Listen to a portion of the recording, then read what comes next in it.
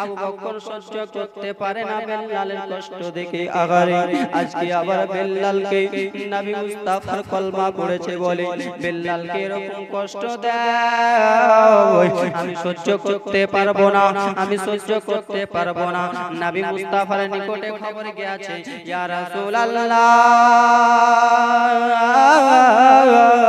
ইয়া হাবিবাল্লাহ, নবী গো, যেন বেলালকে কষ্ট দেওয়ানো হচ্ছে, বেলালকে মারানো হচ্ছে। আপনার যখন ইসলাম গ্রহণ করেছে ইয়া রাসূলুল্লাহ, ইসলাম গ্রহণ করেছে, তাই জন্য উমাইয়া মারতে ইয়া রাসূলুল্লাহ। আমার নবী মুস্তাফা বেলালকে বলে দিয়েছিল, ও বেলাল, ও বেলাল শোনো রে, তুমি তো ইসলাম গ্রহণ করলা রে বেলাল, কিন্তু একটা কথা বলি বেলাল, ইসলাম গ্রহণ করেছো, তুমি একজনের বাড়িতে দাসী রয়েছো, তুমি একজনের বাড়িতে গোলাম রয়েছো, ওখানে যে তুমি ইসলাম প্রচারটা করিও না। বেলাল বলে, ইয়া রাসূলুল্লাহ, আমি যত কষ্ট সহ্য করব করে নেব ইয়া রাসূলুল্লাহ, কিন্তু আমি সত্যবাদী হয়ে আছি, আপনি সত্যি, আর আপনার আমি কলমা পড়েছি, আমিও সত্যি মুসলমান। হযরতে বেলালকে কষ্ট দেওয়া হচ্ছে।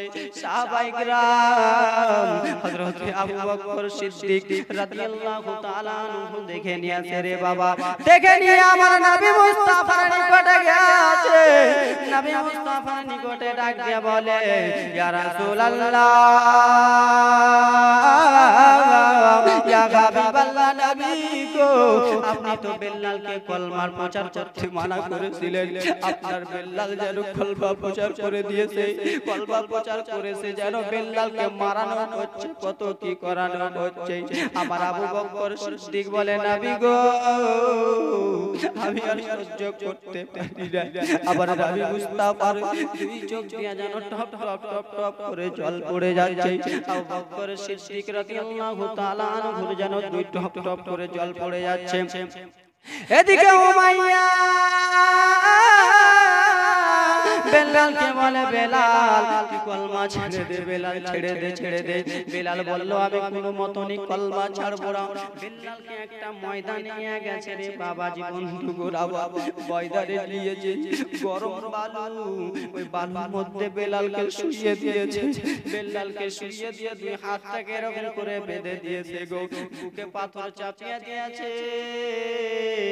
পাথর চাপিয়ে দিয়েছে, পাথরের উপরে হাত দুটোকে বেঁধে দিয়েছে, আর বেলালের হাতগুলো এরকম করে চাকু দিয়ে কেটে কেটে দিয়েছে রে বাবা। এদিকে রক্ত টপ টপ টপ টপ করে পড়তেছে, তার উপর যেন বেলালের গায়ে যেন লবণ ছুটায়, চামড়া যেন জ্বলে জ্বলে যায়, হায়রে চলে যায়। তাও বেলাল আমার নবীকে কত ভালোবাসে, কলমা খানা ছাড়েনি, আমার নবীকে কত ভালোবেসেছে মুসলমান। আর আজকে আমরা কেমন মুসলমান হয়েছি, নবী মুস্তাফার সুন্নাত মোতাবেক চলতে পারি না।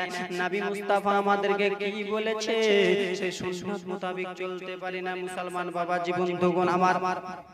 সেই বেলাল নবী মুস্তাফাকে ভালোবেসে তার চামড়াকে কেটে দেওয়ানো হয়েছে, চামড়াকে কেটে দেওয়ার পরে রে বাবাজি বন্ধুগণ আমার, কত কষ্ট করেছে বেলাল, কত কষ্ট করেছে উম্মতের জন্য। বেলাল বলেছিল, এ উমাইয়া শোনো, তুমি তো আমাকে মারতেছো, মারো, কিন্তু যতগুলো রক্ত জমিনে পড়বে আমার নবী মুস্তাফার উম্মতের গুনাহ হবে। জোরে বলুন সুবহানাল্লাহ, আর একটু জোরে বলুন সুবহানাল্লাহ।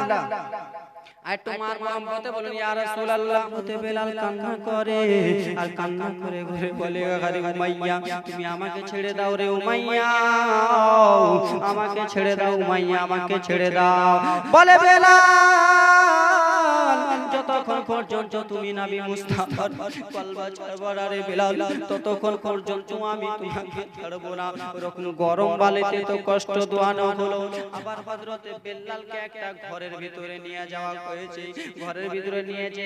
ও আমার মা খালারা শুনে যাও, রাত্রি বেলারে মা বোনেরা আমার, ও আমার বাবাজি বন্ধু, আবার হযরতে বেলালকে যেন ঘরের ভিতরে নিয়ে গেছে, একটা চুলাতে পানি গরম করেছে, পানি গরম করে সেই পানির ভিতরে হাত দিয়ে দিয়েছে হযরতে বেলাল হাতখানা চামড়ি দিয়েছে রে বাবা পোল্ট্রি মুরগির চামড়ার মতো যেন চামড়াটা উঠে গিয়েছে হযরতে বেলাল যেন কান্না করতেছে কান্না করতে করতে যেন চামড়া উঠে পড়ে গেল আবার যেন চামড়াতে লবণ দিয়ে দিচ্ছে জ্বলতেছে বেলাল কত কষ্ট করেছে আমার নবীর জন্য আমার নবীকে কত ভালোবেসেছে হযরতে বেলাল তাও বলে উমাইয়া যত মারবি মার যত কষ্ট দিবি তেরে উমাইয়া আমি কিন্তু নবী মুস্তাফাকে ছাড়বো না সেই বেলালের এক ফোঁটা চোখের পানির ওসিলায় রে মা বোনেরা আমার বাবাজি বন্ধুগণেরা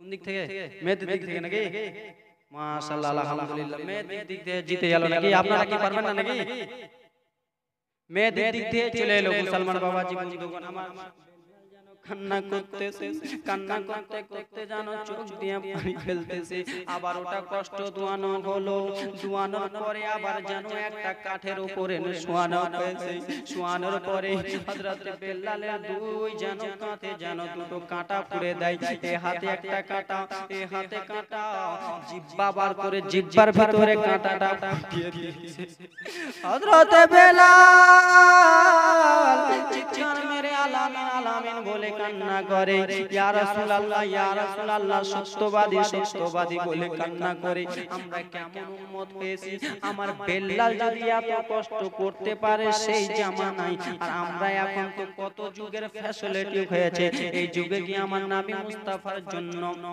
এতগুলো মানুষের মধ্যে এক ফোঁটা চোখের কি কাউরি জল পড়বে না রে বাবা ও আবার বাবুরিরাও কাউরি কি এক ফোঁটা চোখের পানি পড়বে না যেন মা বোনেরা আমার সেই বেলালের এক ফোঁটা চোখের পানি ওসিলায় এখানের মধ্যে আমি দুইজন বাবার কাছে আমি 1000 টাকা করে নেব আর আমার মা বোনদের কাছে আমি 500 টাকা করে দুটো মায়ের কাছে নেব আলহামদুলিল্লাহ মাশাআল্লাহ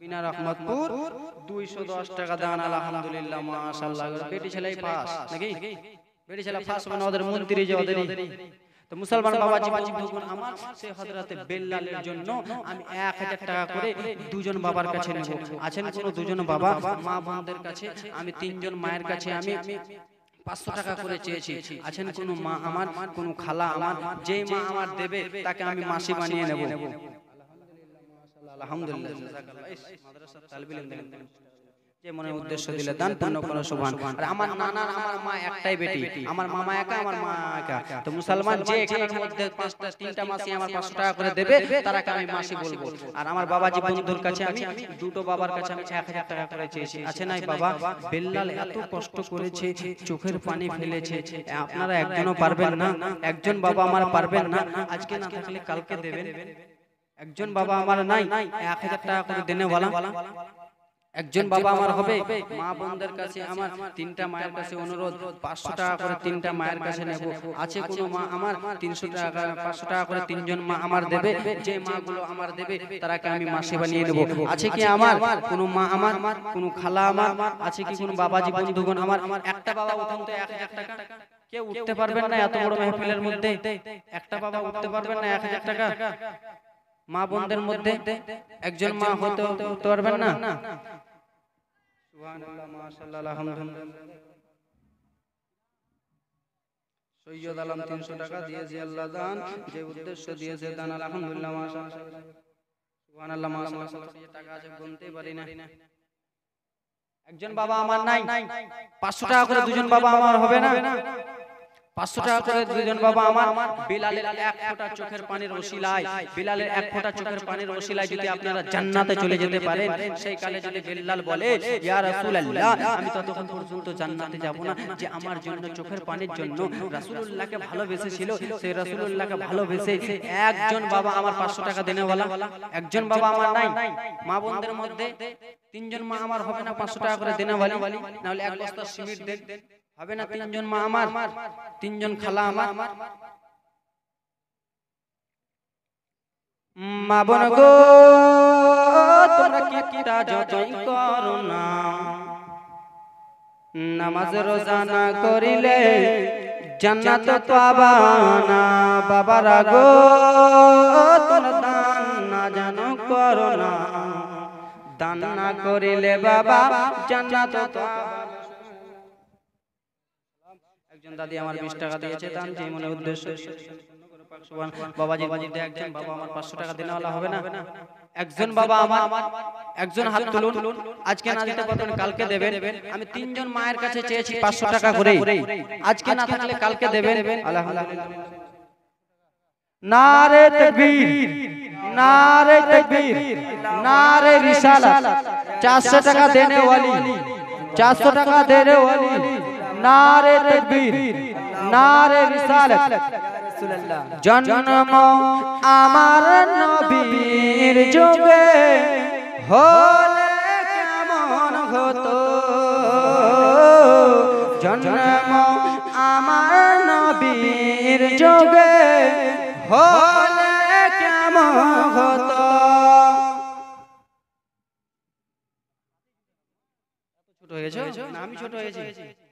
সুবহানাল্লাহ, মাশাআল্লাহ, আলহামদুলিল্লাহ। একটা বাবু যেন দিয়ে গেল কোটি টাকা দান। একজন বাবা আমার আসছে নাকি? আসছে 20 টাকা মোদির লাল লাল তো আমি 500। একজন বাবা আমার হবে না? একজন বাবা আমার 500 টাকা আমি লিবই একজন বাবার কাছে 500 টাকা, তাহলে এক বস্তা সিমেন্ট। একজন হবে না? মা বোনদের কাছে একজন মা আমার 500 টাকা দেনে वाली হবে না? আরে আজকে যদি না পারেন তো কালকে দেবেন, কালকে না পারলে পরশু দেবেন, কিন্তু নামটা লিখে দেন। একজন বাবা জীবন দুগুণ আমার হবে না? মা বোনের একজন কে দেবে? কে? আরে খাতা নিয়ে যান না হুজুর, কাউকে পাঠান না, খাতা নিয়ে হুজুর। কে পারবে? কে পারবে? খাতা নিয়ে যাও, যাবে দেবে। ওখানে একজন আমার মাসি আছে, দেবে। যাও তো জলদি করে যাও। ওখানে দুইজন মাসি আছে, উঠতে পারে না, শরম করছে। এই যে দেখো আমার মাসি চলে আসছে। বাহ! নারে তাকবীর, নারে রিসালাত, নারে আগে লাগে। কালকে এক বস্তা সিমেন্ট হুজুর, নামটা লিখে নেন। কালকে এক বস্তা সিমেন্ট। হ্যাঁ হ্যাঁ ঠিক আছে, নামটা লিখে দেন। এই বলেন নামটা লিখে দেন। ওই দেখো ওখানে একজন মাসি আছে, যাও না, আমার দুজন মাসি আছে। মাশাআল্লাহ, কত টাকা আছে এখানে? বাপ রে বাপ, পকেট ভারী হয়ে যাবে। সুবহানাল্লাহ, মাশাআল্লাহ। দাদু আমার একজন দিল দান, যে মনের উদ্দেশ্য দিয়েছে দান পূর্ণ করো পাক সুবহান। আমিন আমিন আল্লাহ, আমিন আমিন। মোদের দোয়া কবুল করো পাক সুবহান রব্বুল আলামিন। একজন বাবা আমার হবে না? একজন বাবা 500 টাকা। হ্যাঁ যাও। মা বোনদের মধ্যে এই দেখো, আরে দেবে রে ভাই, দেবে, কিন্তু টাকাটা নগদ দেওয়ার চেষ্টা বেশি করবেন। আরে গর্ভধারণী মা, জনম দুঃখিনী মা, আলহামদুলিল্লাহ। আমার মাসি, আমি ইনাদের বাড়িতে খেতাম, ইনাদের বাড়িতে আমি খেতাম, ইনাদের বাড়িতে খেয়ে আমি জালসা জিনিস করতে লেগেছি। আরে গর্ভধারণী মা, জনম দুঃখিনী মা, সে মায়ের মনে কেহ দুঃখ দিও না। গর্ভধারণী মা, জনম দুঃখিনী মা, সে মায়ের মনে কেহ দুঃখ দিও না। গর্ভধারণী 50 টাকা 20 টাকা দিয়ে গেল দান, যে মনে উদ্দেশ্য দিয়ে গেল দান পূর্ণ করো পাক সুবহান। আমিন আমিন আল্লাহ, আমিন আমিন। মোদের দোয়া কবুল করো রব্বুল আলামিন। আরে হাতে পায়ে তেল মাখা ভাই, পিছে শক্ত করি পোষা পায়খানা ভাই, আমরা মায়ের কোলে করি তবু না রাগ করিল, বুঝল বুকে মুতে আমার শুকনোই রাখিয়া মায়ে থাকে ভিজা জায়গাটা। আর অসুখ হলে দেখি চাইয়া, আরে মারাইছে মার, আরে বিছানায় বইয়া রে, বলে আল্লাহ আমারে লইয়া জাগো সন্তানের লইয়া না। গর্ভধারণী মা, জনম দুঃখিনী মা, দুঃখের তার দিয়া মা, জনম দুঃখী মা।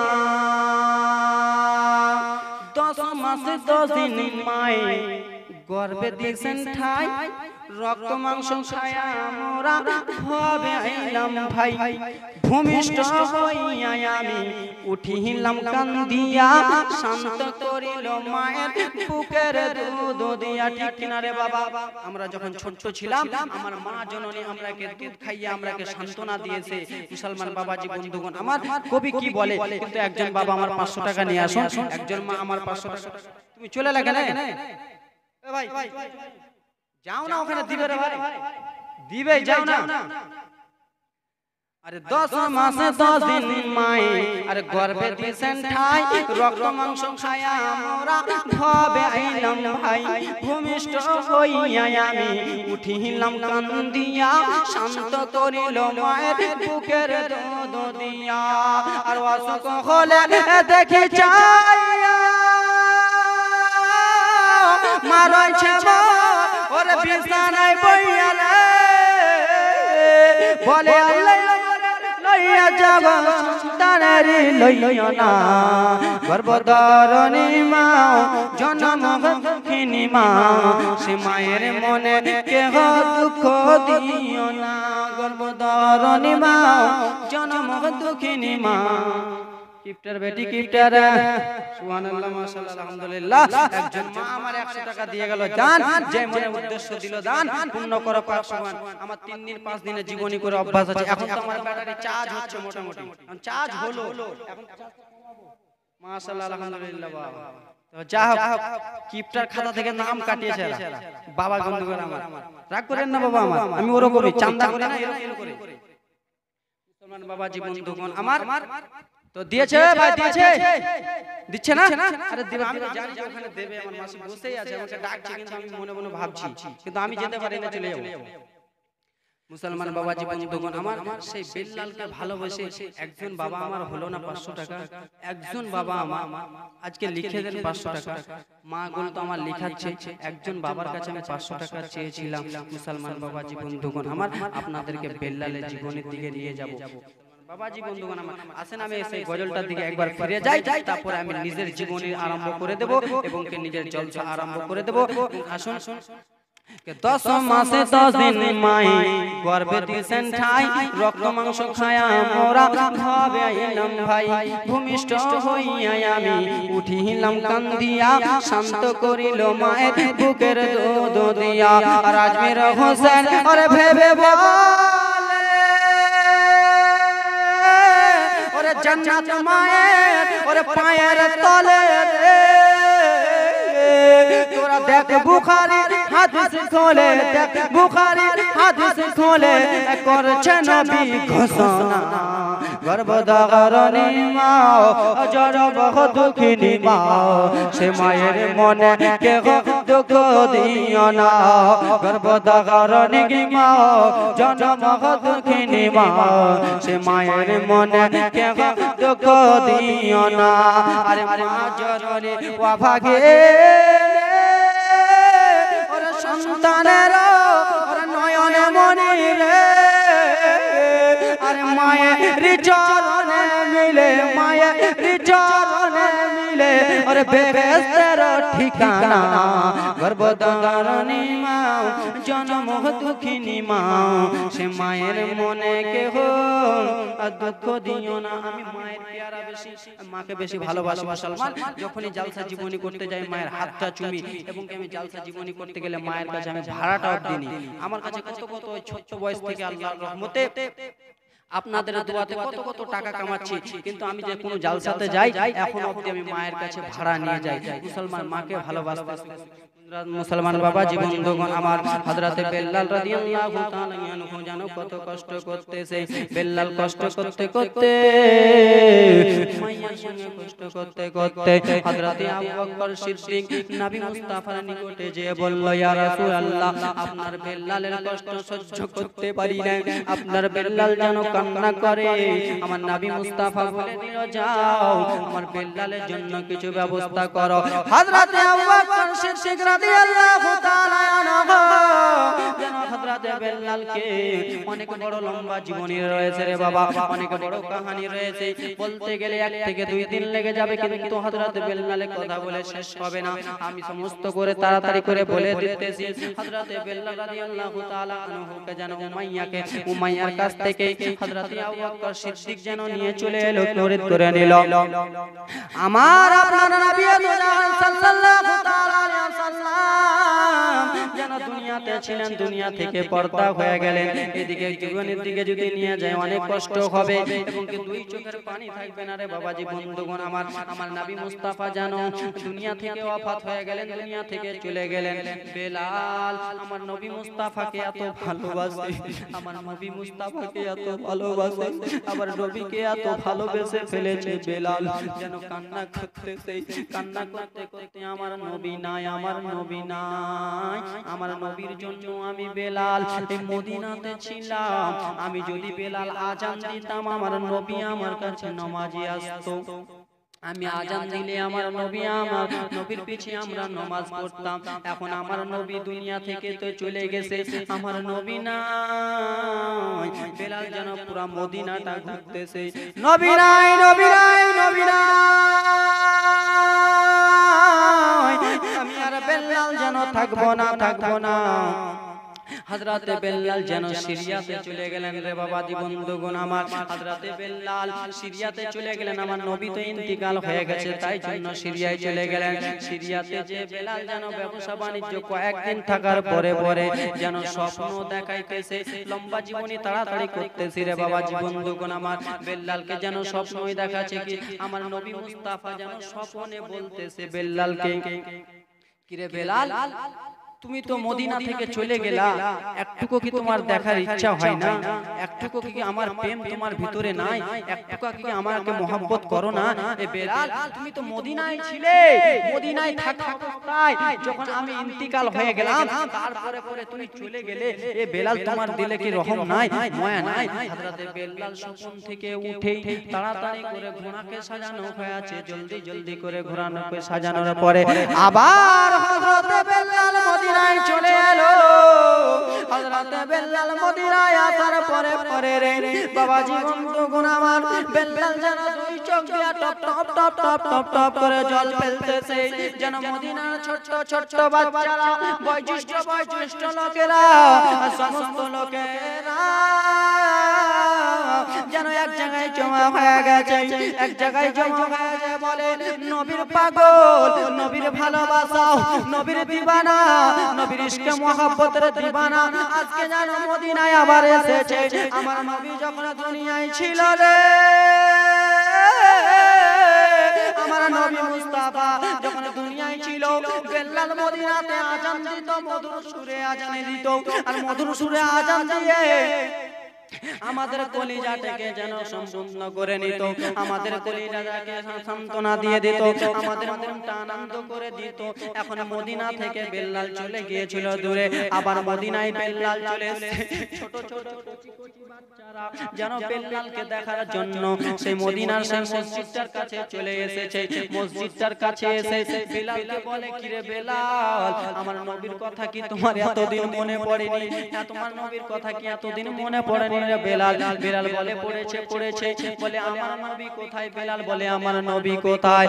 ছোট ছোট বাচ্চারা যেন কান্না করে আর বলে, ও বেলাল নবীর পাগল তো তুমি, নবীর ইশকে মুহাব্বতের পাগল তো তুমি, তুমি নবীর কথা বলবে। ছোট ছোট বাচ্চারা যেন কান্না করতেছে আর বলতেছে, বেলাল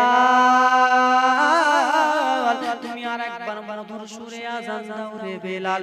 আমার নবী যখন দুনিয়াতে ছিল সেই টাইমে তুমি যেরকম আজান দিতে, একবার আজান দাও, তোমার আজানটাই আমরা শুনবো।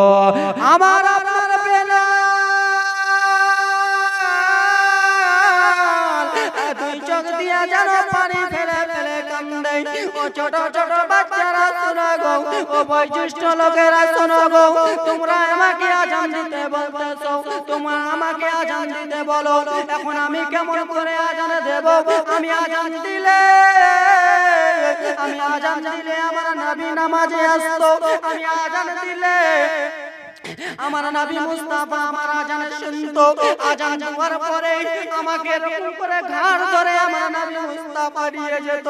ও ছোট ছোট বাচ্চারা শোনো গো, এখন যে আমি আজান দেব আর আজান দেওয়ার পরে আমার নবী যদি না আসে আমি কি করব রে বাচ্চারা? শোনো শোনো গো, সাহাবায়ে কিরাম এসেছে, আবু বকর সিদ্দিক এলো, আরো কত কত সাহাবায়ে কিরাম এসে যেন বলে বেলাল একবার আজান দাও বেলাল, তোমার আজানটা শোনার মন করতেছে, তোমার মধুর সুরে আজানটা দাও বেলাল। যেন সমস্ত মেয়ে ছেলেরা কান্না করতেছে।